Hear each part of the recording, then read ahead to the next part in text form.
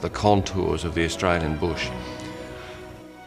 One of the most extraordinary things about Glover is that at the age of 63, when he is comfortable, ready for retirement, a successful artist with his family around him, he just pulls up stumps, travels halfway around the world to a landscape that might as well be Mars.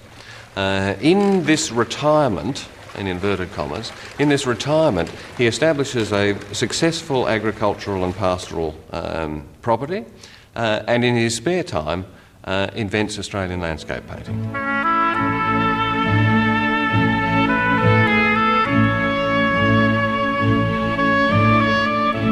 Glover's reputation in England has sunk to dreadful depths. Problem is that his exact contemporaries are Turner and Constable, who are remarkable artists. Turner forges this extraordinary, romantic, sublime, and Constable makes naturalism, which leads ultimately to Impressionism and Modernism. Glover, on the other hand, remains a classicist. It's only when he comes to Australia that the lights come on, and in response to the new environment, he becomes, in his turn, as extraordinary a painter as were Turner and Constable in England. Here, the picturesque conventions in which Glover was working are completely turned upside down. Instead of a bowl in which the landscape can nestle comfortably, you have an overturned parabola, this ridge line. You have the whole of the landscape utterly bathed in the light of noonday. It's a picture about air, it's a picture about nothing, it's a picture about distance. It has none of the comfortable props of European landscape painting. It's just pure, hot, dry, midsummer Australia. It must have been like a new Arcadia to him, that he'd come across here, saw really blue skies for the first time, saw the bush, the gum trees, I guess it was the disarray of the bush. Nothing was formal in our natural surrounding, and that would have impressed him. And the way he depicted these things in his paintings demonstrate that he was really intrigued by this newfound land. The way he used light and did his paintings, particularly his oil paintings, they're almost three-dimensional.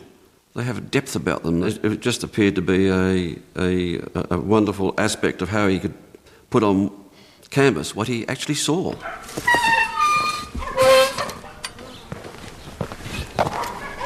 He was given probably one of the last land grants in Tasmania, and that was in 1832, Mills Plains, which is at the foot of Ben Lomond. I think it's 2,000 to 3,000 acres of land. And he moved up here and built his house, which is based on Blowick Farmhouse in Patterdale in England. And from there he went on to help develop the farm. But I suspect he spent most of his time actually painting rather than farming. I think his sons were doing the farming and the hard work. But he certainly depicted in his paintings that development. If you look at Harvest Home, it's based in a very fertile valley near where the house is, and it was mentioned in correspondence back to London how the harvest was all got in, and that their wheat crop was better than all the neighbours. And certainly if you look at the crop on the wagon, it looks very spectacular. And I guess Glover was depicting those type of paintings to let people back in England know that the farm was very successful, and he was really farming out here. And so it's a record of history in itself. He demonstrates what the colonial landscape was about when settlement first occurred here. But I don't know that Glover was doing it as part of history. I think he was doing it to depict scenes for the local people that wanted to purchase his art, or that would be appealing if sent back to England. In some ways, what makes him most important to contemporary Australia is that he deals with two really big issues. The first is reconciliation with Indigenous people. Glover arrived in Van Diemen's Land at the end of the Black War, and his images of Tasmanian Aboriginal people are direct and compelling. And he's also an environmental witness. He shows us what the landscape looked like and how European pastoral expansion changed that landscape.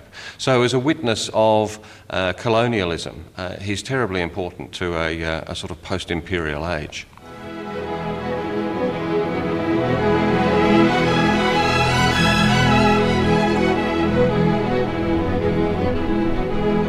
If you look at the artwork and just judge it on its art merits, then it's truly superb.